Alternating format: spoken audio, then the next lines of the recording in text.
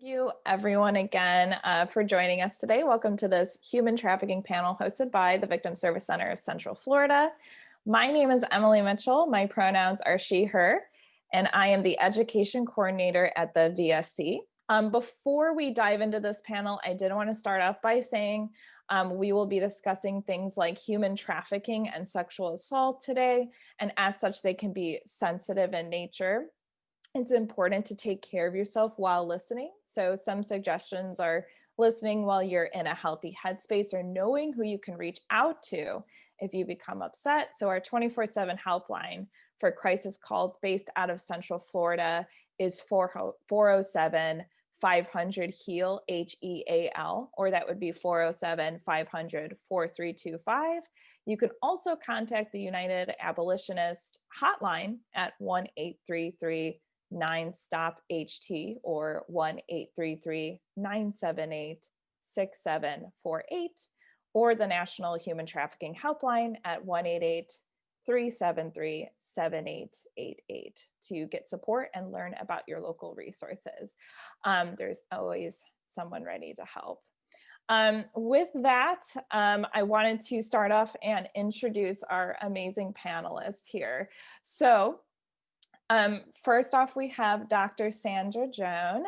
She uses she, her pronouns and is a professor in the Criminology Department and an assistant dean of graduate studies at the University of South Florida's Sarasota-Manatee campus. Her research interests include juvenile delinquency and juvenile justice, family violence, women and crime, public policy, and program evaluation. She is currently working with colleagues on a program evaluation for Selah Freedom, an anti-human trafficking organization based in Sarasota, and on developing the Human Trafficking Research Lab housed on the USF St. Petersburg Campus. When not working, she enjoys taking long walks and practicing yoga. So Dr. Stone, thank you so much for being here today. We're really excited to have you. Awesome. And then next we have one of our other amazing panelists is Savannah Parvu.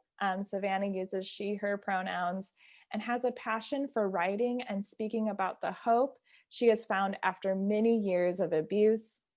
She is involved in survivor leadership through active prevention and awareness activities.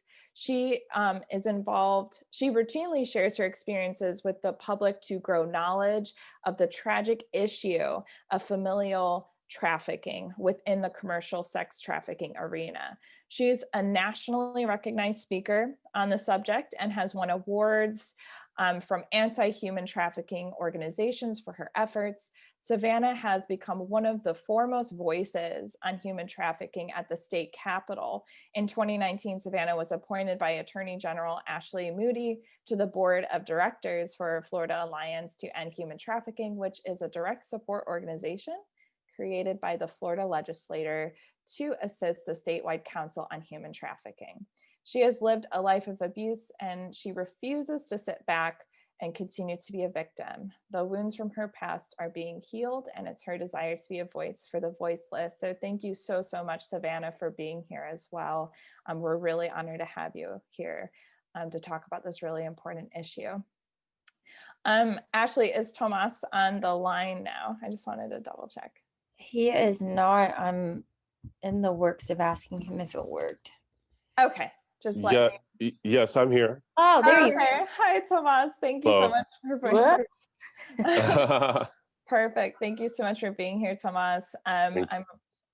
We're really excited to have you. Tomas is the founder, president of United Abolitionists, formerly Florida Abolitionists Incorporated, and the co-founder and chairman of the Greater Orlando Human Trafficking Task Force.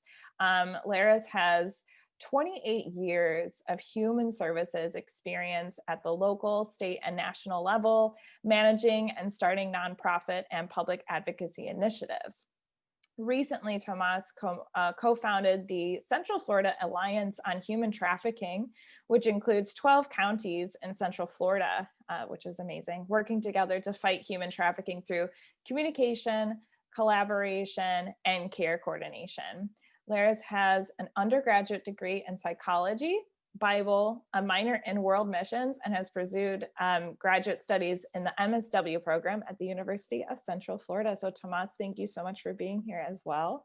Glad you can make it. I know that you had some other things going on at the same time that were unprecedented. So we appreciate you joining us today. Lastly, we do have Johnnie Kramer. So Johnnie uses he, him pronouns and is a licensed marriage and family therapist in the state of Florida.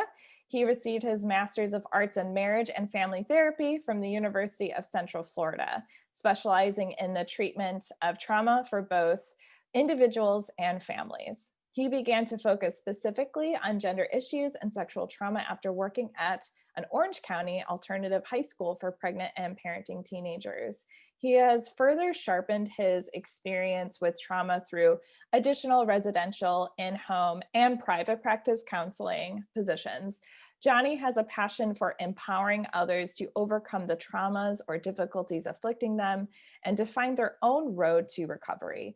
Johnnie continuously strives to serve those in need while advocating for positive culture change within our society at large. So thank you so much, Johnnie, for being here too. And thank you to all of our panelists. I'm going to go ahead and stop sharing my screen so that we can easily see who is speaking. But thank you again, everyone who is here. I do have a short little introduction. So today, January 11th, 2021 is National Human Trafficking Awareness Day, which is meant to raise awareness and educate on this incredibly important issue that continues to affect many people. Human trafficking is defined as the transporting, soliciting, recruiting, harboring, providing, or obtaining of another person for the purposes of forced labor, domestic servitude, or sexual exploitation. Human trafficking affects more people than I think that we realize. Actually, according to the Florida Department of Education, currently there are approximately 30 million people enslaved worldwide, 2.5 million of which are in the United States.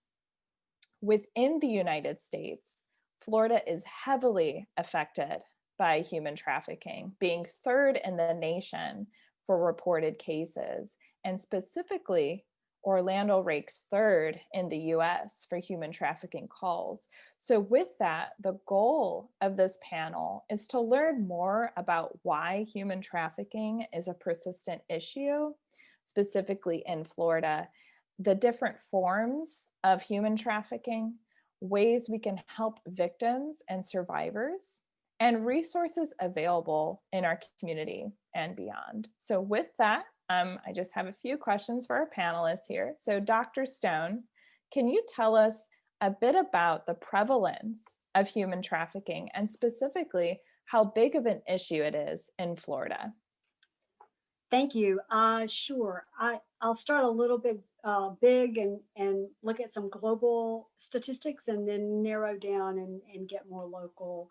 So it's really hard to get accurate data on this problem, as you might imagine. A lot goes unreported, a lot we just don't know about. So any numbers that you see out there, just keep in mind that they're just indicators and they're estimates and they're the best that we have to go from. But I think honestly, no one really knows the full extent of this problem.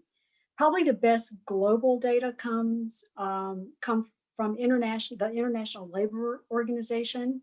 And according to their estimates, there are about 40.3 million people that are in modern slavery. And they include in that forced marriage as well as trafficking. So among those 40.3 million, 1 in 4 are children. And that breaks down into about 24.9 million who are in forced labor and another 15.4 who are in forced marriage. Within that forced labor pool, that about 25 million or so in forced labor, that breaks down to about 16 million that are in some kind of private sector labor, like domestic service or agriculture, construction, something of that sort.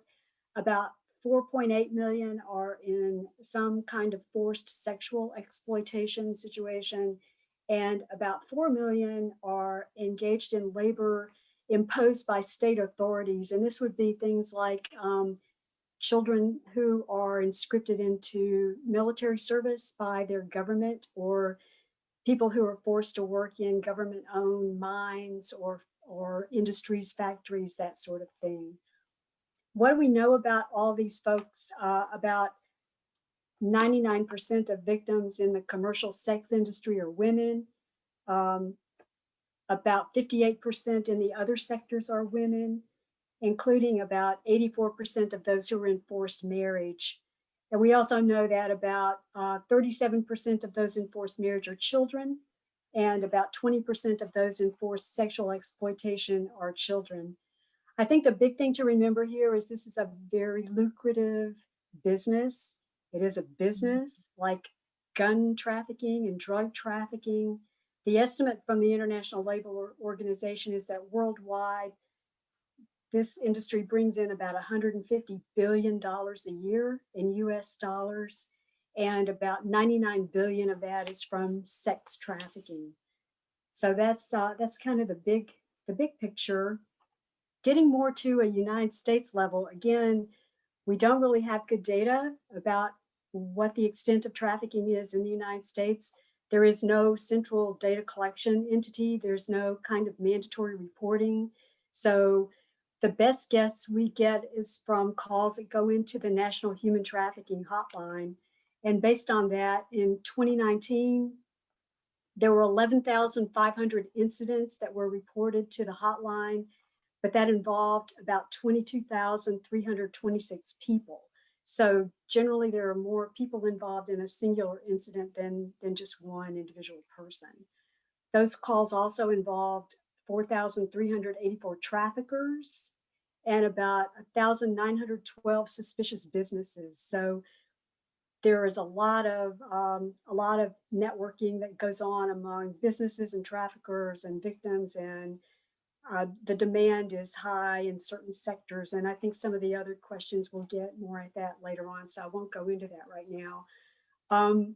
So what was one really interesting thing from the hotline in 2019, they got 4,312 calls from, or contacts, not all calls, some of it was texts or emails, from victims and survivors themselves who were contacting the hotline. And they say that that was a 19% increase from 2018. So more victims and survivors themselves are reaching out for help, which is a good sign. And so of the 22,326 people that were involved in these incidents in 2019, that breaks down into 14,597 were sex trafficking, 4,934 were labor trafficking, 1,048 were both sex trafficking and labor trafficking, which is a very complex issue, and 1,747 were not specified, so we're not quite sure. We don't know a lot about all these victims, but from what the Human Trafficking Hotline has been able to document over time, they're saying that the average age when trafficking begins for sex trafficking is about 17, and for labor trafficking, it's about age 22. So as Emilie mentioned before, based on calls coming into the National Human Trafficking Hotline, Florida is the third most reported state in the country, behind California and Texas. And so I'll talk a little bit more about Florida in particular. One thing that's interesting, if you look at just the number of calls, Florida is third. So in 2019, Florida received 896 reports of sex trafficking, of sex and labor. So of the 896 calls that came in for Florida, 640 were sex trafficking, 128 involved labor trafficking, 46 involved both, and 82 were non-specific. One thing that's interesting though is if you look at rate instead of actual calls, then Florida bumps up to number one. So the rate per 100,000 population for Florida is 4.07. And then California comes in second at 3.77 per 100,000. And Texas comes in third at 3.66 per 100,000. So Florida is really a hot spot. And if you look within Florida, Emilie mentioned this as well, but if you look at specific places where calls are coming from or reports are coming from, Orlando is third in the country, Miami is fourth in the country, and the Tampa Bay region is 12th. So we have 3 areas in Florida that rank right up there in the top areas that come in. And so one of the parts of this question was what makes Florida such a hot spot. And I guess you can look at Texas and California as well. Other hot spots are like Chicago or up in the Northeast sector. So what is attractive about these particular areas are several things. They're big transportation hubs. So there are a lot, if you look at on the Polaris website, National Human Trafficking Hotline website, there's a hotspot map. And if you look at it, a lot of hotspots are around the coast. So where there are easy ways to get people in and out. So places that have a lot of ports or airports, major international airports, interstate networks so that people can travel quickly and easily across state lines and in and out across boundaries. Those are places that are attractive. Places that that have a lot of entertainment venues, large entertainment venues. So you look at places in Florida, like Orlando, particularly, and places where cruise ships come in, and there's a lot of movement of people in and out. So those kinds of places, places where there's just a lot of migration.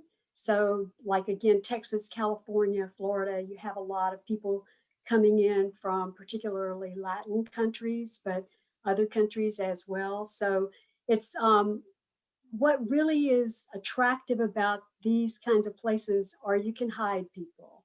There's a lot of movement, a lot of people movement constantly in and out, and it's not unusual for people to travel in large groups. It's not unusual for people to be coming and going from a lot of different places. It isn't unusual for people to be traveling in mixed groups. So they don't draw a lot of attention to themselves by coming through these major transportation hubs or major entertainment venues. So major sports events, those kinds of things that bring a lot of human traffic, period. So those are things that make an area particularly attractive. Thank you so much, Dr. Stone. That was so much great information of kind of the overview of the problem at hand here. I can see why I was shocked to hear, if you look at the rate versus calls, that Florida really is number one. And the way that you describe of what makes it attractive, it makes sense why Florida and particularly areas around Orlando would attract a lot of human trafficking. So I appreciate you breaking that down. I wanted to shift the conversation to Tomas. As we mentioned in the intro, there are different forms of human trafficking, and Dr. Stone was kind of highlighting some of them. But what are some of the most common forms of human trafficking in Florida and specifically Orlando, if you can get that detailed? Sure. So thank you for having me again. It's great to be with you all this morning. It's such a great panel. The forms of trafficking here in Florida are diverse. As we know under the law, there is sex trafficking, labor trafficking, and domestic servitude. Unfortunately, as Dr. Stone had stated, we only know what's being reported because there's not a central database where not everyone is mandatory reporting.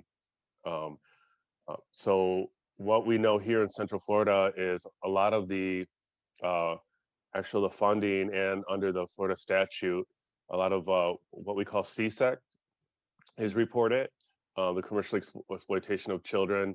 But there is also, again, labor trafficking, which is not as reported and or thoroughly investigated because of all the complexities of maybe documentation or people being in fear that they're going to be deported or lose their work visa. And so what we've seen, again, based on what's being actually investigated and looked for here in Central Florida is mainly sex trafficking of minors primarily, and then adults. So there's a lot of work that still needs to be done in advocacy. Got it. Thank you so much, Tomas. I appreciate you breaking that down. And yeah, I think kind of hearing both your and Dr. Stone's kind of explanation of Orlando and the problem of human trafficking gives us a really good picture of why it's such a problem here in Florida. And thank you so much for, you know, all that you do. Savannah, I wanted to ask you, what are some signs that someone is experiencing human trafficking, or some red flags that someone is in danger of being trafficked? And in your opinion, what is the best way we can help a victim of human trafficking?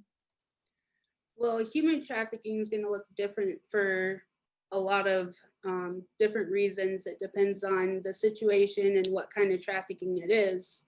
But some of the common red flags of human trafficking is poor mental health or abnormal behavior, which would be they're very fearful, anxious, they may seem depressed, submissive, nervous, paranoid. If law enforcement's brought up, they have an unusual fear of law enforcement. They may avoid eye contact. Sometimes victims will be accompanied by an older person who is very controlling and may speak for the victim if you're asking the victim questions. If you ask a victim a question and they answer, it may seem scripted, or they may only answer yes or no questions. A lot of times victims are branded by tattoos or scars, burn marks, something that their trafficker gave them that shows ownership. They may not know a lot about where they're living or be unwilling to tell you about their current situation. But a lot of signs are going to look similar to like domestic violence as well, with bruises.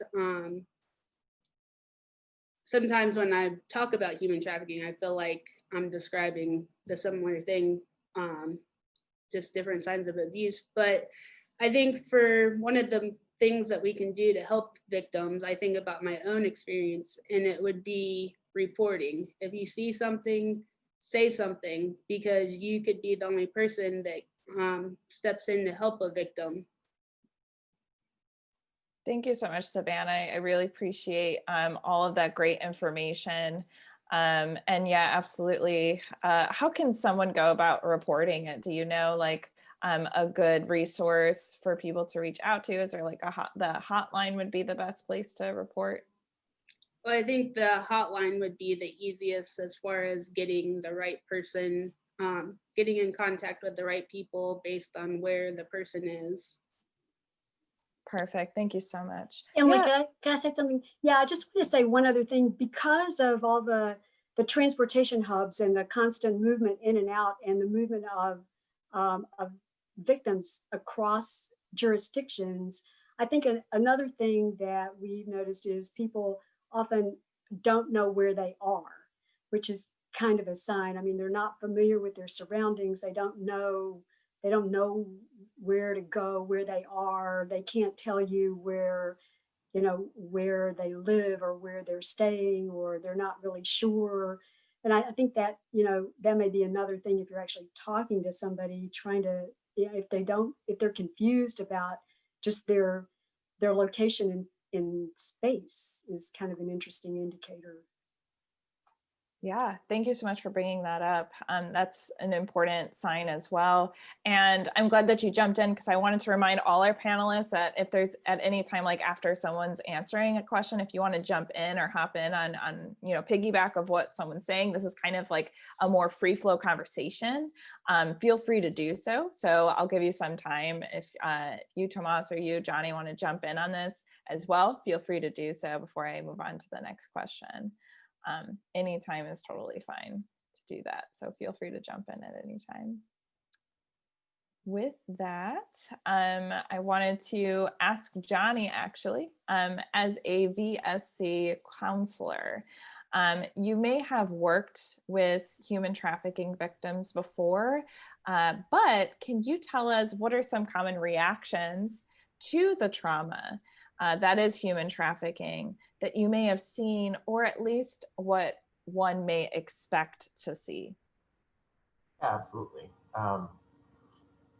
So I'm going to address kind of a direct impacts of human trafficking and then indirect. So obviously, when a person is being trafficked, their body and their brain, their nervous system, as part of that, are being directly impacted by what is happening to them.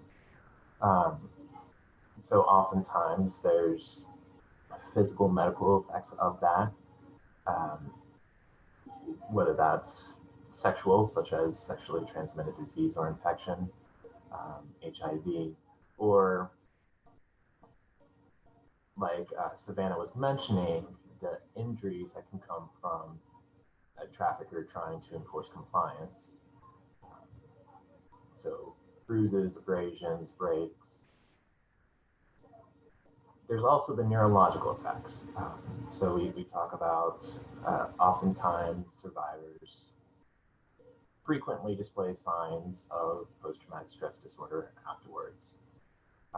Anxiety, depression are also really common. Again, this is a trauma, and that's going to have an impact. It's going to leave its mark.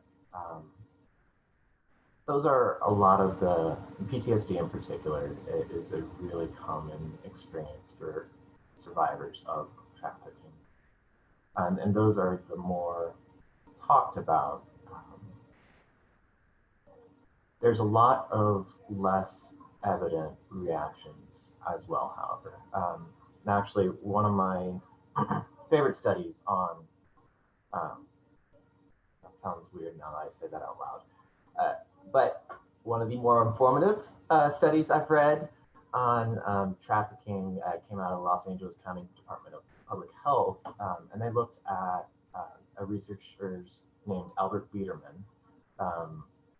And back in 1957, he published a work examining how the Chinese communists elicited confessions from American POWs during the Korean War. And he posited this 8-dimension method of coercion. And it has a lot of overlap with survivors of what survivors of human trafficking experience. So these are different ways that traffickers manipulate a survivor's behavior without using physical force. So that includes isolation, so keeping victims separate from their support system. That goes into part of why they get moved from venue to venue. But that forces the survivor to learn not to depend on anybody else, can't trust anybody else. The relational nature of human trafficking a lot of times also plays into that this was an authority figure or somebody that professed to love the survivor, but then abused them, which people who love you can't be trusted, and then how can anybody be trusted? So that distrust of people, distrust of authority, then they work to monopolize the survivor's perception. And so you can call it gaslighting is the more colloquial term. But the trafficker takes steps to impose their perception, their worldview on the survivor, which leads to a lack of confidence in oneself and one's own view of the world. They induce physical exhaustion, illness, so food restriction, water restriction, conditions which are make it difficult to sleep, make it difficult to meet those basic human needs, which is going to weaken their mental and physical ability to resist the trafficker, which helps with that compliance piece. But that also can result in malnutrition or other physical effects, less acute, more chronic over time. They use threats, which goes back to that experience or to the cultivation of anxiety, because to survivors, the world is a dangerous place. The world's a dangerous place. That means to experience a depression, post-traumatic stress disorder.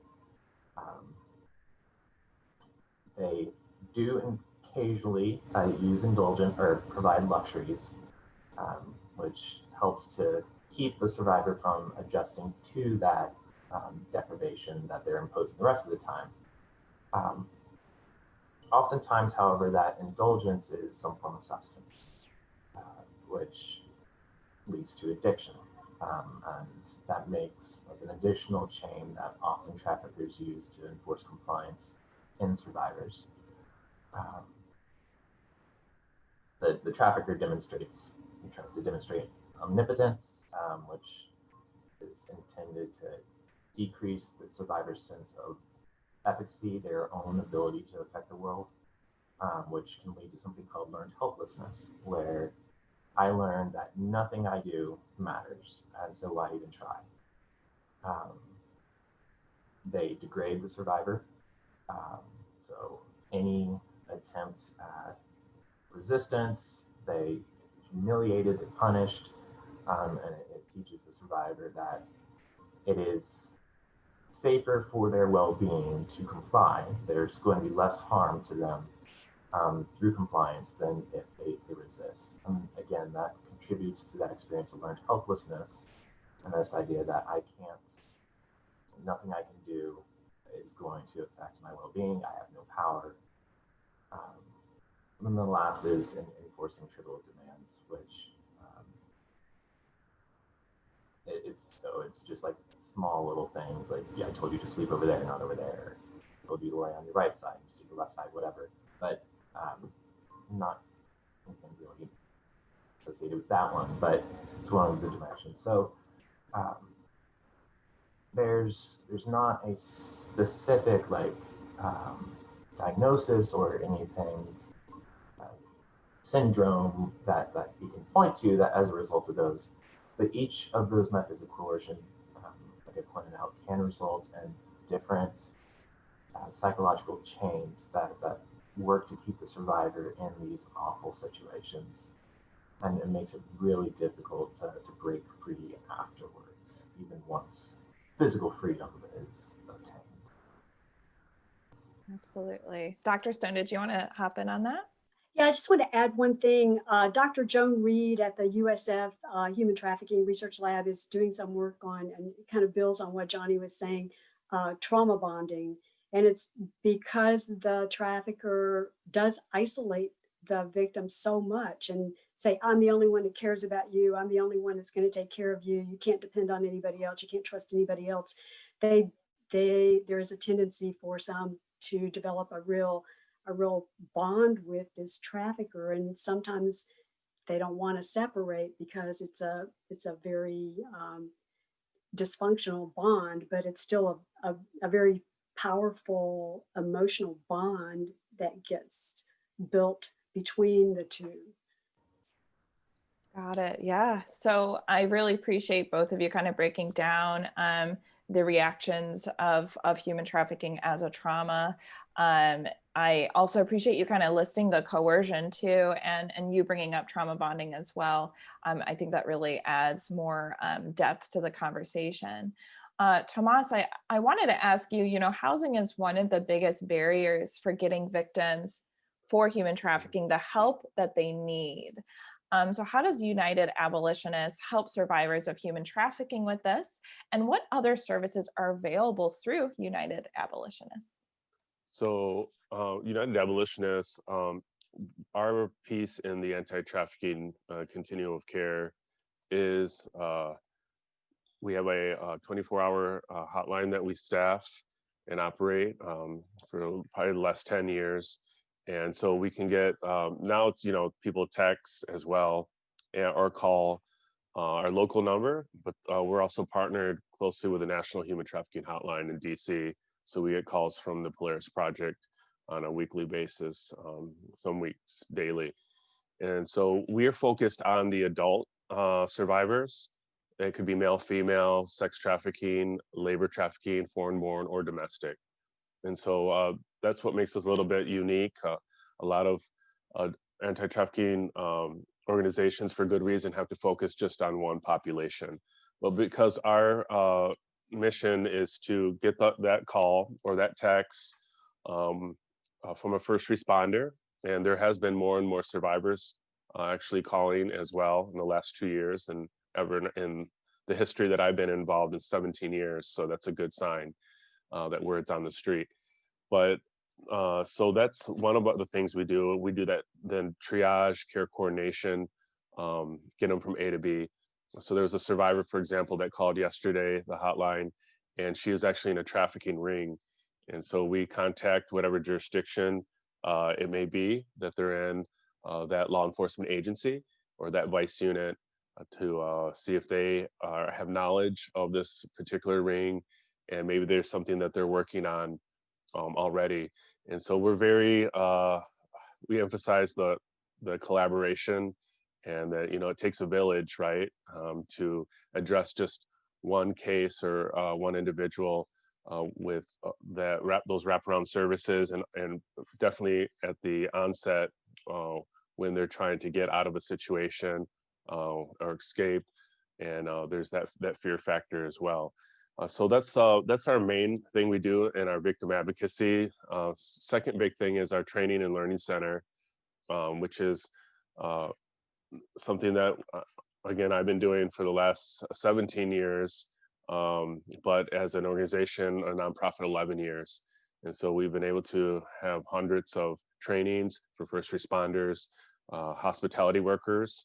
I was a part of the Super Bowl Tampa. That was the first task force against human trafficking of any sporting event on the planet in 2009 in Tampa, and began to understand that the hotels, restaurants, even adult venues could be places that could identify a victim of human trafficking. And so in a nutshell, that's what United Abolitionists does. And the housing, we advocated for many years to Orange County that we needed a crisis shelter. Where does somebody go at 3 o'clock in the afternoon on a Saturday or Sunday, or at 3 in the morning, any day of the week? And so we advocated at that time to former Mayor Jacobs and Commissioner Pete Clark, a former commissioner who's now my board chairman, who also was instrumental in Victim Service Center of Central Florida being created way back, gosh, I don't know if it was in the 90s, I believe. But so we have some great people on board. And the housing, I wanted to emphasize that because the county did agree unanimously, and they put out an RFP to the community. The first awardee for the last 3 years has been Aspire Health Partners, so that any time of day or night, an adult female victim, and it could be somebody identifying as female, sex, labor, or male to female, transgender, depending on where they are in their process. But this is very unique. It's the first one like this in Florida. And there's 10 beds there. They get their own room. And so that RFP is up for renewal again. So there could be another agency in the next couple of months if they get the award, or if Aspire continues. So I just wanted to mention hopefully I answered what we do and how that housing is still a huge problem, because for many survivors, that all they need is stabilization. Many of them don't want to be in a long-term residential, and so we need more options for sure.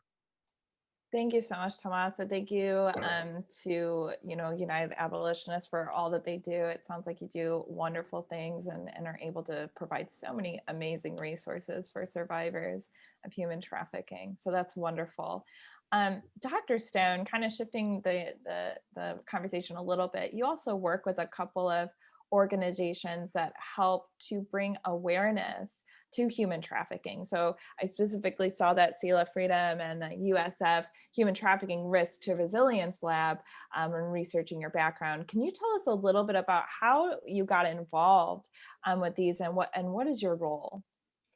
Sure. So about the fall of 2017, one of my colleagues on the Sarasota campus was approached.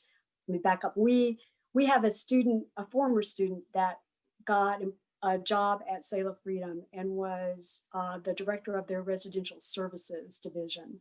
And I guess she had talked a lot about her experience in our program.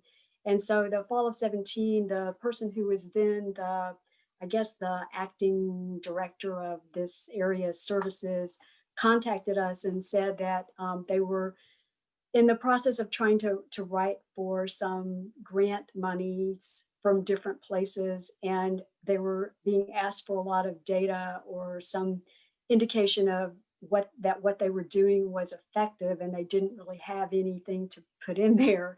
And so they wondered if we would be willing to come in and do a program evaluation for their organization. So there are two colleagues, Dr. Jess Groschholtz and Dr. Fawn No from the Sarasota campus, and I have been working with Selah. I guess we started working with them in the spring of 2018, and we've been working with them ever since, doing an ongoing kind of action-oriented program evaluation for their different components. They have 4 different divisions. They have an outreach division, a residential division, an awareness division, and a prevention division. So trying to look at all those things, and in the process of doing that, we've gone through all their trainings, we've gone to their events, we've done a lot of interviews with staff and volunteers and some of the women themselves, and we've been able to sit in on some support groups and some therapy groups, and it's been really a wonderful experience for us, as well as I hope we've been helpful for them. They now have a sub-grant. They have an Office of Victims of Crime grant that is connected to a grant that the Pinellas Police Department has to do a human trafficking task force in Tampa Bay. That's an 8-county task force, and Selah is the nonprofit service provider that's connected to that task force. And so Selah has since expanded their work in the Sarasota-Manatee immediate area to this 8-county region. And they're now sort of brokering services for this task force when the law enforcement agencies that are involved pick up victims or have cases going on. They try to intervene and find housing and try to find services, substance abuse services, what mental health, whatever the person needs in that particular situation. So we expanded what we're doing with them. We have a subcontract with them on that grant. And so we've expanded our work with them. So we were doing this work, and then Dr. Reed, I mentioned earlier, in St. Petersburg, has been doing work in human trafficking for a long time, but more focused on children. Selah focuses on adults, but she wrote an internal grant last spring to set up a Human Trafficking Research Lab for USF, and it was funded. So she invited us to come work with her in this research lab, since we were already doing work with Selah Freedom and were already engaged in the topic and doing some research there. So it started in the summer, and in the fall, we've been doing a lot of infrastructure building and trying to figure out just how we can best fit in and what kinds of services we can provide that the community really needs. And I just like to emphasize that housing is a really big one. Part of what we did this fall, we were accepted into a National Science Foundation project to do some research on kind of a needs assessment for the area. And we did interviews with, I don't even know how many people who work in nonprofits in the Tampa Bay area, and law enforcement and courts and a lot of different agencies. And the number one thing that just kept coming up over and over and over again across all these different service sectors was housing, that they really have a critical need for housing. And so that's one thing we're looking at, is how we might help. Not only, we're not going to provide housing, but how we might help coordinate so that people can know where to go look for it, because it seems like there are a lot of different services that are being offered by a lot of different agencies, but there doesn't seem to be a lot of coordination so that people know exactly who's got what at any point in time. You know, like one law enforcement officer was saying she has spent like as much as 6 hours driving around from one place to another with a person in her car trying to find a place for this person to stay. And so seeing if there's some way that we might facilitate bringing all those resources together in a real-time kind of app or something. So we're kind of exploring that a little bit. But plan to continue doing research. I know Dr. Reed wants to do more research on trauma bonding. Dr. Reed and Dr. Fox from the Tampa campus are working with police, looking at profiling traffickers and trying to give police better indicators of what to look for. So and then we're looking at victim services. So we're kind of across the board among us looking at some different components of the problem. Thank you so much for breaking that down. It sounds like you're doing a lot of amazing work on that grant. And, you know, since we started this conversation with, you know, needing more research on this topic, I think that that's an amazing thing that y'all will be doing. So I really appreciate that. And we're trying. Yeah, absolutely. Really appreciate that. And speaking of community advocacy, actually, Savannah, you've done a lot of community advocacy and legislative work around human trafficking. So can you tell us a bit about projects you've worked on and changes that you have helped make? I guess the biggest one is working with Senator Book from Plantation and Representative Fitzenhagen, who is in Fort Myers, on a human trafficking bill that would make hotels and all public lodging associations to train their staff to recognize and report human trafficking. We tried to do it in 2018, but it ended up not passing. And then in 2019, it passed, and it actually went into effect on January 1st of this year. But in the law, it also creates a lot more training for law enforcement, medical professionals. It created a direct support organization, which is now the Florida Alliance to End Human Trafficking. And with that, we're doing a lot of training stuff, and technology stuff is, I believe, what the statewide council has us helping with right now. And then it also creates a buyer and seller database that will help law enforcement. So anybody that's caught selling another person will go into this database. It's kind of like a registry, but not really. And then it creates there's a lot of other different little parts in the law as well.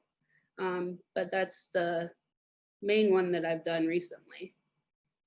That's incredible. So thanks so much for doing all that you do, Savannah. That's great work. It definitely brings like a light to the end of the tunnel here.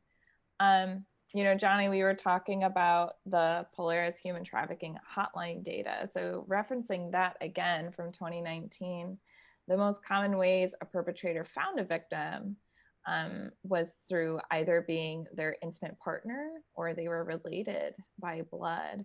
We were talking a little bit about, you know, the complexities of coercion and things like that, but I wanted to see if you could speak a little bit to the complexities of victims being related or in a relationship with their perpetrator and how this could affect their healing journey. Absolutely. Obviously, it's going to have a dramatic impact. Like I mentioned before, one of the things that often happens is if this person that I'm telling you I love you, that you can trust me, is abusing me in this way, then how am I supposed to trust anybody? And that's exactly what happens here. Dr. Stone jumped a little bit ahead of me back before and getting into the trauma bonding, but that's exactly what one of the things we see, particularly in these intimate partnerships, whether that's familial or romantic, because humans are social animals. We evolve together to need one another, and that's how we've accomplished survival. That's how we survived in primal wilderness. It's how we've accomplished such amazing things today as like putting a man on the moon. We're social creatures, and so we need relationships on a macro level, but also on a micro level. You can look at, there's some really heartbreaking stories like these orphanages in Eastern Europe where there's hundreds of infants who their basic needs get met, but because there's not enough staff to care for all of them, they don't get any human touch or affection. And so even though they are otherwise well, these infants wind up dying because they don't get that need for other people met. There's also a lot of research on loneliness and how that's actually a higher risk factor than like smoking a couple packs a day. So on a biological level as well, we need other people. And that's the real danger when a trafficker is the person that abuses you, because it makes this need also fundamentally dangerous. And that puts the survivor in a place, it's a no-win situation. Either I go to this person who is going to abuse me, is going to harm me, or I try to do this on my own, which is also going to harm me. And it's incredibly detrimental. That winds up contributing a lot to that experience of learned helplessness that I mentioned before. The survivor learns to lower the bar, as you will, because if this is what relationships are like, which their experience is telling them, well then, why am I going to look for something healthy? This is just how it is, which sets them up and makes them vulnerable for future re-victimization, whether by another trafficker, a domestic violence relationship, or just some other individual out there looking to exploit them.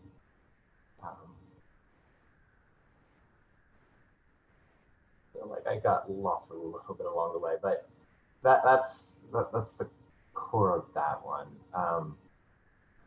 There's some really interesting research that's going on now as well on stress responses. So we know fight, flight, or freeze is the classic that we've developed to this point, but there's more and more research coming out.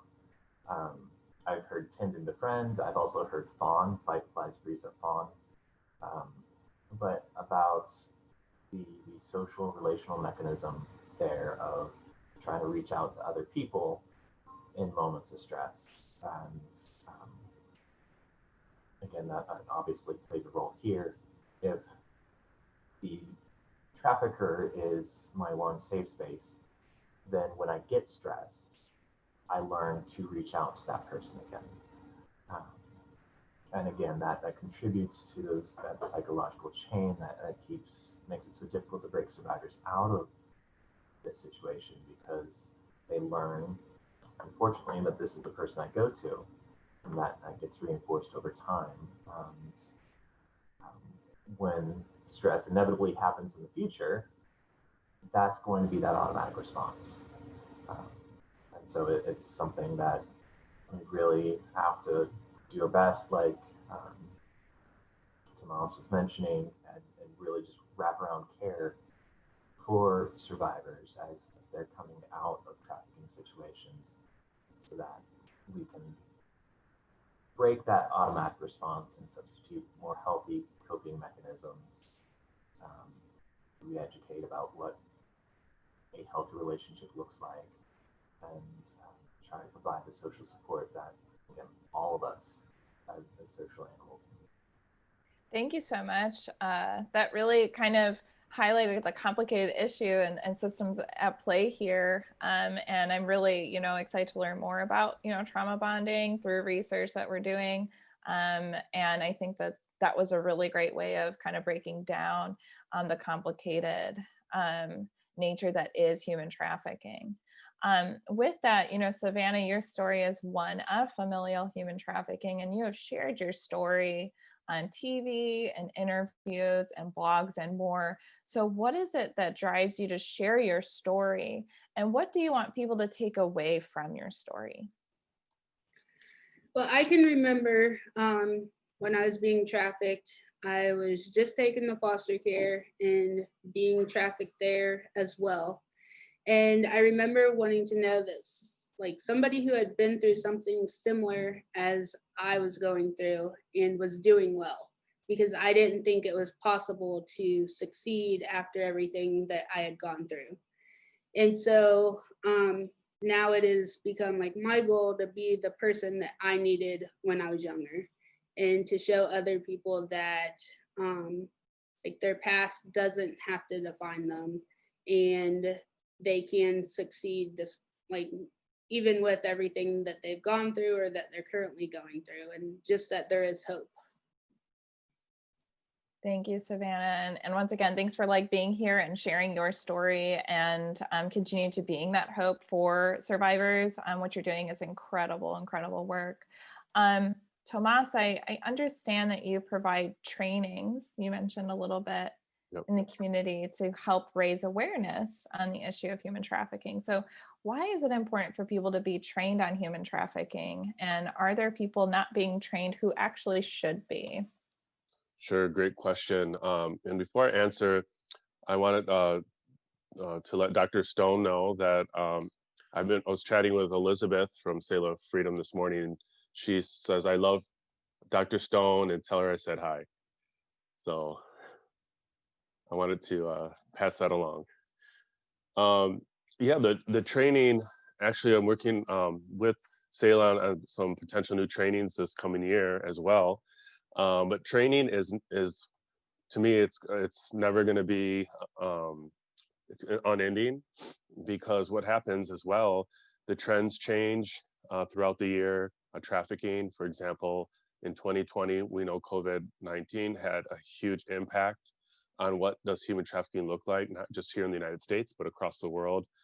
We fear that there's going to be just these horrible ramifications from COVID-19 on all the recruiting and grooming that occurred during the pandemic, particularly to minors. And so training is essential. And, we started off many years ago with first responders, of course, law enforcement and other first responders, and then saw the need for hospitality workers to be trained. And so we developed the program for the University of Central Florida School of Rosen School of Hospitality, has now 3 tracks for the future hospitality leaders on human trafficking. And so we developed that, and that was launched last summer. Another area now we're working on is transient. And so we're working with our bus system here, Lynx, also our Sunrail, but now we're also working with the Florida Transportation Cutter, so that maybe there can be something that is done statewide to train those operators that are probably seeing victims and perpetrators using their services. And so really the training to equip people so that they know how to identify it and report it effectively is unending. So we are just going from industry to industry. Also, many years ago, I was invited to hospital emergency rooms throughout Central Florida. And now, thankfully, there is a legislation and nurses are getting great training, the 2-hour training they need. But it still needs to expand. EMT workers, code enforcement, all those that may see something, that may have access to go inside a residence or a commercial business and may see something suspicious or victims there. And so the training is ongoing. We also have things for the community, for faith communities, civic leaders. And I'm just so grateful that it just seems like there's momentum building even across our state with many governmental and non-governmental agencies.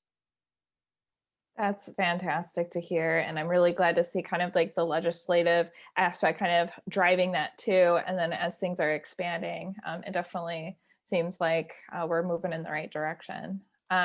Awesome. So Dr. Stone, you know, your background being in criminology, I wanted to ask you this, but Tomas may also be able to chime in.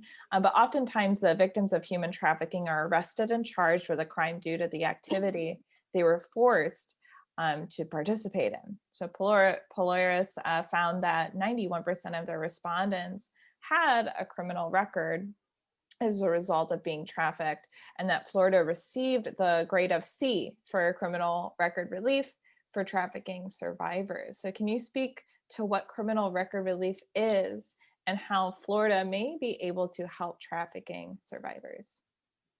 Sure, thank you. And as I was saying in the very beginning, before we actually started, this is an area that was a little new for me too, because I haven't really looked at this particular piece that much. So Tomas, if you want to help me out here, but the relief is the survivor can make an application to have their record expunged or cleared or whatever terminology is used, so that it doesn't follow them around forever.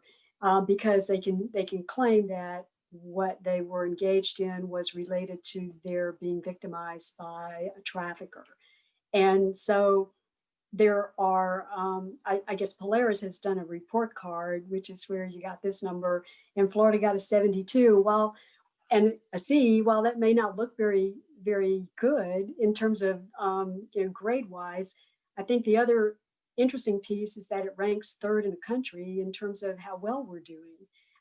So I think no one is doing a really great job here. I thought it was kind of interesting that the number one state is Nebraska, but they only got an 81, and the number two was Wyoming, and they only got a 78. And not that many people live in Nebraska and Wyoming. So given the population and the level of activity that we have here in Florida, I think maybe we should give ourselves a little bit more credit. Florida seems to be doing okay. But I looked through this list of things, and some of the areas where Florida was not given the full score on some of these and things that we could look at in the future. One is has to do with time limits and waiting times for people to apply to have their record cleared. And so the statute reads that survivors have to apply in, quote, a reasonable time, but it doesn't specify what that is. So it's a little bit vague, and what they would like is no time limit is what's preferable, so that at any point when a survivor feels comfortable coming forward, that it doesn't have to be within 6 months or within a year, whatever somebody might deem a reasonable time. And another thing related to that is that the Florida statute has a restriction that the survivor cannot have petitions for relief pending at the same time in different jurisdictions, which can be problematic because, as we already talked about, people get transported across different jurisdictions. So they have to clear one jurisdiction before they can apply in a different jurisdiction if they have multiple charges, which can take a really long time and keep drawing out the process. And they have to keep going through it over and over and over, which is a bit problematic. So that was one.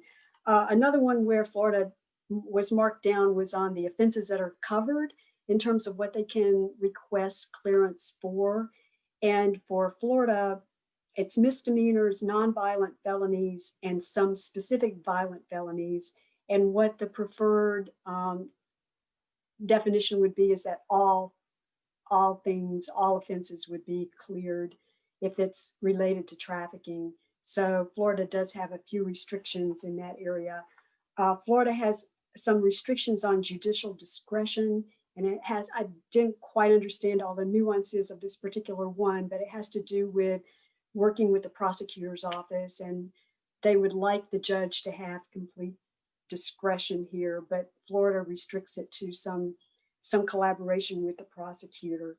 There is another one called Nexus to Trafficking, and the survivor has to prove that the offenses in Florida were proximately caused, and what they would rather have is to have the burden or have it be as a result of. So it's really like how close to the trafficking event was the crime actually committed. And there would, the preferred definition would be any, a longer period of time, that as long as it was determined it was a result of the trafficking, not that it was specifically tied to the trafficking event. And then there's a burden of proof. Florida requires clear and convincing evidence. What they would prefer is a preponderance of the evidence. So there's a little bit higher burden of proof in Florida to get a record cleared. And this one, Florida got 0 on, and this is I think this one disturbs me a bit. It's the confidentiality one. The Florida statute has no provision to protect the confidentiality of the survivor or to allow for filing under seal. So everything is open, and that they would really prefer that there be confidentiality allowed to the survivor so that they have some protection there. And then there was some miscellaneous one that was very vague, and I don't quite understand what that meant. It was additional restrictions, and it just said Florida has additional restrictions, but it didn't say what they were. So I don't know what those are. I think one of the things, that is happening here in the Sarasota-Manatee area, and I'm not sure how widespread this is around the state, is a specialty court, a specialty prostitution court, and it's called TILA, Turn Your Life Around. And the way that's working here in our local jurisdiction is when a victim is arrested for prostitution, they're sent to this specialty court and they're assigned to a caseworker. And this is where Selah Freedom, some of the Selah work comes in. Selah is the case manager in Sarasota and Manatee counties. So somebody from Selah gets with this person and they sit down and kind of get a sense of what's going on for them and what they need and what they're willing to do. And they work out a case plan and present it to the judge. And if the judge approves it, then they get a time frame to work on this case plan. And if they successfully complete all the goals and don't have an additional arrest during that period, then the record gets cleared for that particular offense. It doesn't take care of additional offenses, but for that particular offense. And then I think the survivor can apply to have other records cleared if that's the case. But that's one thing that's happening in our local area that has seemed to be really helpful.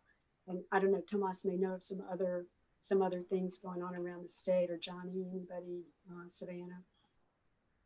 Yes, I would like to just mention, so I agree with Dr. Stone. There's a lot of work to do. It's a little sometimes can be daunting, discouraging as advocates of just the very thing she said, the confidentiality, which to me is very unacceptable. And I believe that's why we don't have as many cases and successfully prosecuted cases here in the state that we could have otherwise. Right. And so with that being said, for years we looked at what could the courts do. And I took a delegation to New York City 5 years ago to look at the first trafficking diversion court in Queens by Judge Camacho.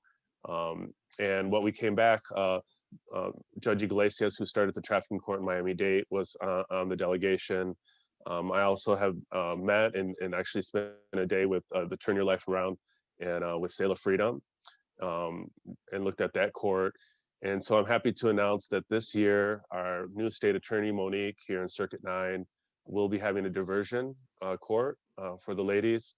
And that'll begin in the springtime, that we will have our first court for adult women that are either felony prostitution or already verified human trafficking, but there's going to give them some options, and it can include everything that Dr. Stone had stated that's already under the law. Awesome. Thank you so much for you both for breaking that down. As you know, we don't want as many barriers for reporting, right? And it's so important that we make it as easy as possible and painless as possible and survivor focused, so that survivors are reporting more. And it is kind of nice to hear from the hotline data that seems to be what's happening too, is that more and more survivors are the ones reporting, which is great to hear. This last question I'd like to direct to Johnnie, but we will open it up for all of our panelists to answer. But what would you say to a current victim or a survivor who might not feel ready to start seeking help yet? I'm actually going to bounce right back to Dr. Stone's question real quick, just to add a little piece there. So as far as having survivors work with the prosecutor, the idea behind that, and for a little bit of context for anybody who doesn't know, one of the services the victim service provides is criminal justice accompaniment. So we send our victim advocates to walk with our clientele through every step of the criminal justice process, and that includes supporting them through trial as well. And as it was explained to me and one of the human trafficking survivors that I had the opportunity to work with, the purpose of that particular piece is to try and get cooperation from the survivors in order to go after the trafficker, him or herself. Because it is so difficult to prosecute these cases for the trafficker. Oftentimes, for instance, the money is collected from the different victims by another one of the victims rather than the trafficker, him or herself. And then that's given to the trafficker. And so there's multiple levels of deniability between the individual responsible for all the trafficking and the actual victims. So the idea behind that particular piece of the legislation is to, in exchange for cooperation with prosecution against the trafficker, we will expunge a record. Which, as a victim advocate, obviously I'm with everybody else. I would love to see that just offered to victims across the board. I can also understand from the criminal justice perspective why they chose to fall on that side of the line in terms of trying to stop this problem. To go back to your question though, Emily, what would I say to a current victim or survivor who might not feel ready to start seeking help yet? First, I would validate.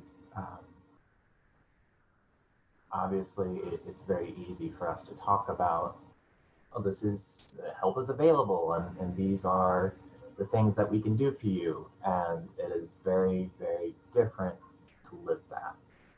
And it is going to be hard. It is going to be a journey.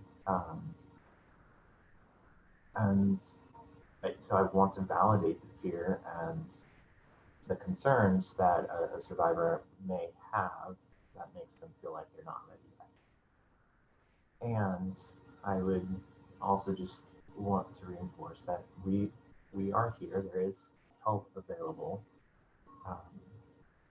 There's obviously a lot of really well-educated and well-meaning professionals here on this particular panel who wants to step beside you and walk with you through this journey. And we will be here whenever you are ready.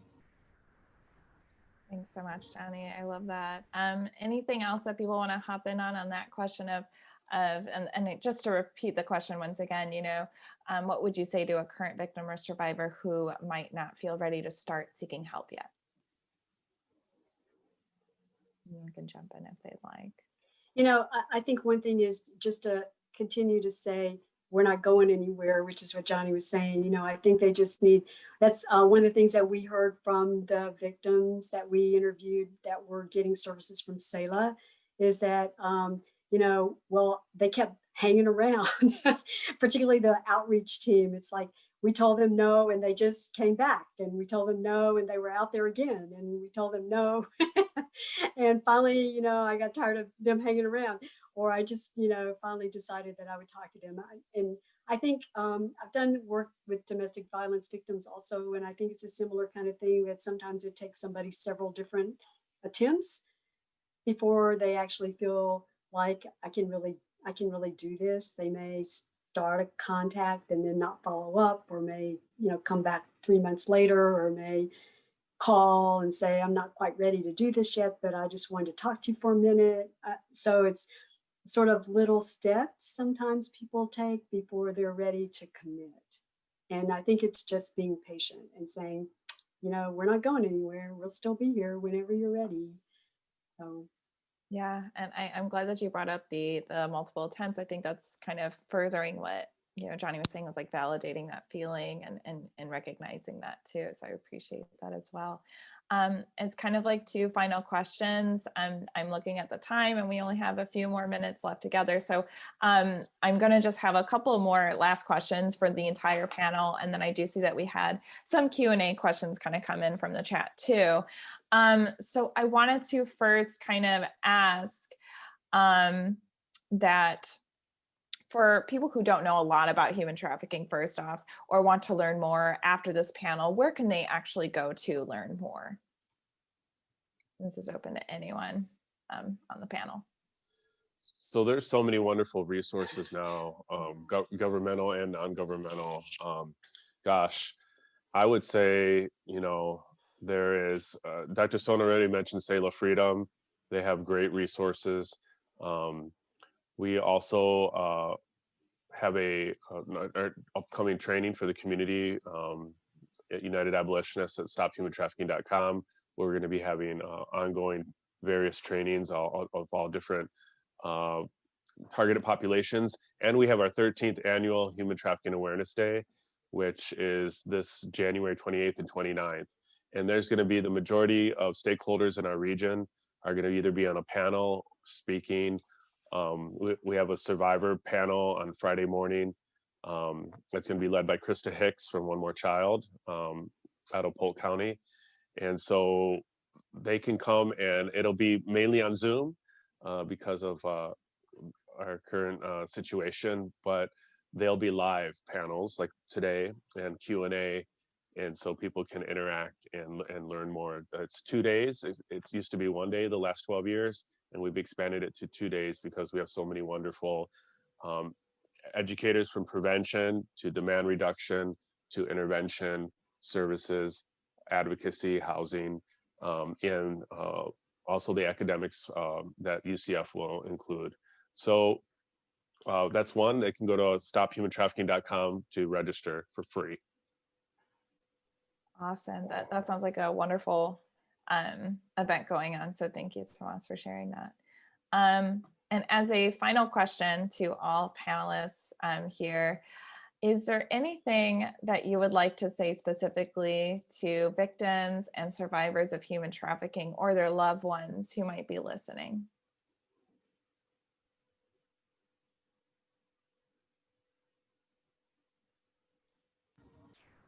I don't know. I think maybe there's so many people out here who care.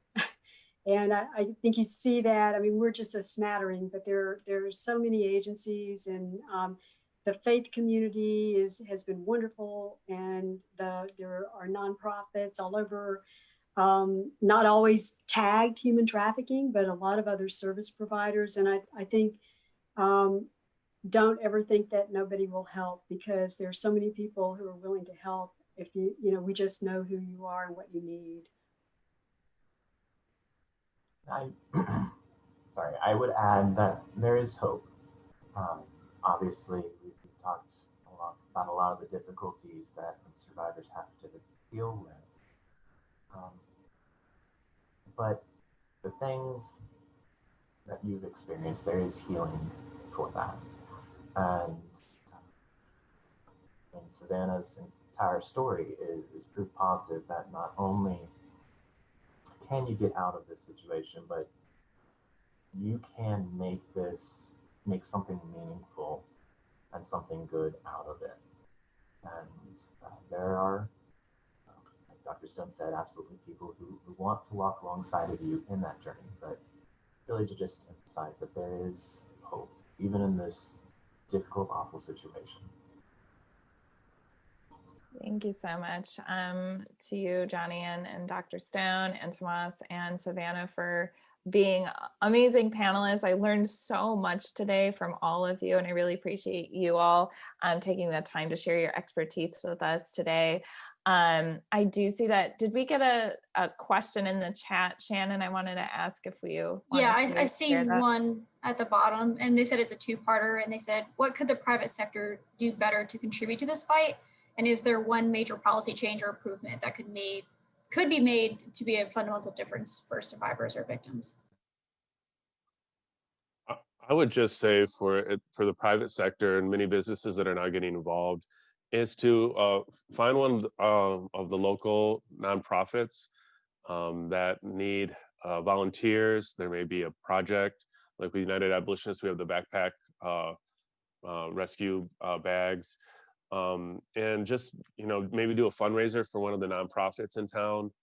That'll be just a huge help. And between volunteers and fund development, especially in this COVID time, is vital. And again, most of all, training.